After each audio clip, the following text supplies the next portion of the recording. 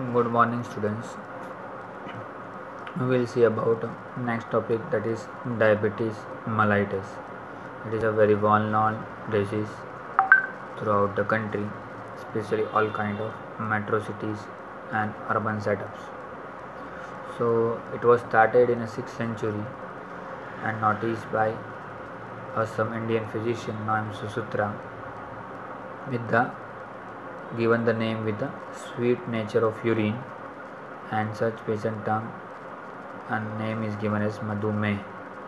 And later on in the 19th century it has affected the majority of part of the world, and now it has been more visionary and more classified in a different waveform, but generally it is considered as diabetes mellitus. So what is diabetes? So as we know, the diabetes is an excess of sugar inside the blood. It is known as a normal formula or normal term which is used. Now why this sugar is getting rise up, or what is the glucose is getting increased?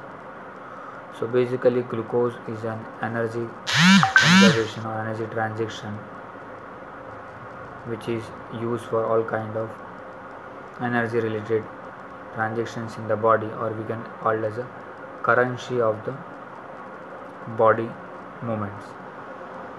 So whenever that is been become excess either in the blood, muscles, fat and everywhere, then it is something called pathological condition. Initially they are free in the blood streams. If it is excess, they will be stored in the muscle.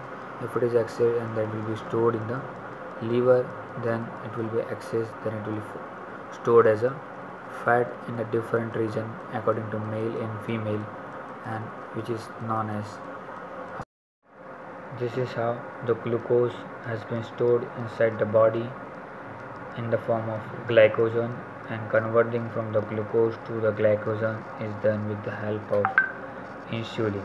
So what is basically the function of insulin? If you see that it helps to control the blood glucose level by signaling the liver, muscles and fat cells to take in the glucose from the blood, and insulin therefore helps the cell to take in the glucose to use for the energy, and if body has sufficient energy, then insulin signals to liver to take up the glucose and stored as a glycogen.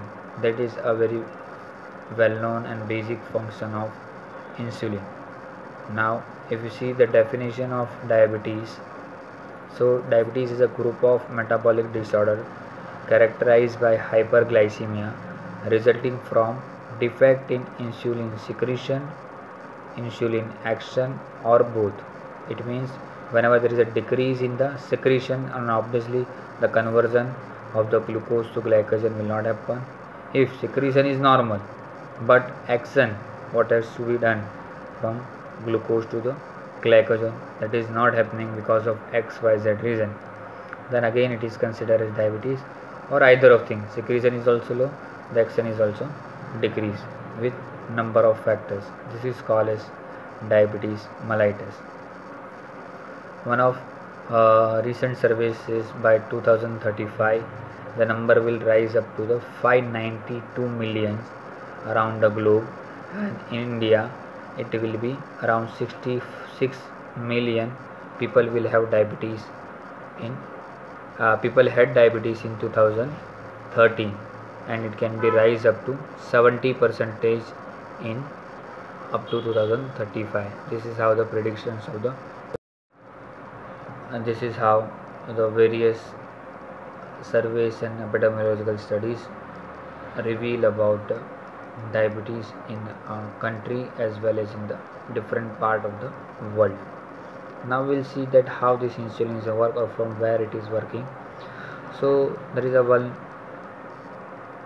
anatomical structure in the body is known as pancreas, okay, which is transversely oriented in the retroperitoneal organ, extending from C loop of duodenum to the hilum of the spleen. This is the exact location of the pancreas where it is available. And what is the function of this pancreas? There are two types of function basically. One is exocrine secretion and other one is endocrine secretion. So exocrine secretion will have an inclusion of pancreatic juice and enzymes that promote the digestion of carbohydrate, protein and fat. While in the endocrine secretion there will be two type of enzymes will be produced. Number one is glucagon and insulin, which transfers directly to the liver and regulate the metabolism of again same carbohydrate, protein and fat. This is how the pancreas play the role in a function of energy conservation. Now pancreas have a different four kind of cells available. Number one is considered as alpha cells, which is a total proportion of 15 to 20% of total cell, which synthesize and secrete the glucagon. Okay, next will be 70 to 80% of cells are beta cells, which synthesize and secrete insulin. The third one will be now third type of cells are the delta cells, which is in proportion of 1 to 8% of total cells, and it help in the synthesis and secretion of somatostatin and gastrin.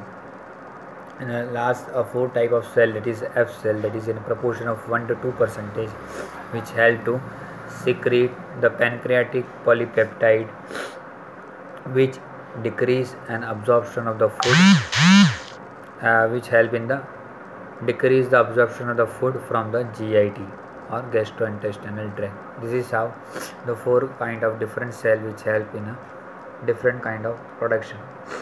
If suppose we see the glucagon, which convert the glycogen from the different storage into the glucose. Insulin convert the glucose into glycogen from the different forms into the liver, muscles and different fat tissues. And this gastrin and somatostatin will help in the development of absorptions of the food and this conversions of carbohydrate, digestion of carbohydrate, fat. While this pancreatic polypeptide will also help to decrease the absorption. Whatever the food is coming, that will be absorbed the decrease. So in the case of excessive food will not be digested beyond certain limits. This is how the function of pancreas works and anatomy and physiology. Now polypeptide hormone, which is produced by the beta cells of islets of Langerhans of pancreas, which is made up of two chains, that is one is as alpha chain and beta chain. So what is the function of this? It will help in the insulin secretion and use of that insulin in the body. Now how we will see that regulations of this insulin secretion is happening in the body. We know that the functions of insulin, how the pancreas is working and how coordinately it functions to the all biochemical reactions. So the insulin basically two types of effect, either is a stimulating effect and inhibiting effect. So what can stimulate to release the insulin? So there are three factors which stimulate and produce the insulin release. Number one is a glucose, number two is amino acid, and number three is GI hormones or gastrointestinal hormones. Now glucose. So how that is affect? So more prominent when the glucose is taken orally or whatever the food we eat, in that glucose is there, or we directly take a glucose in the natural form like an sweet.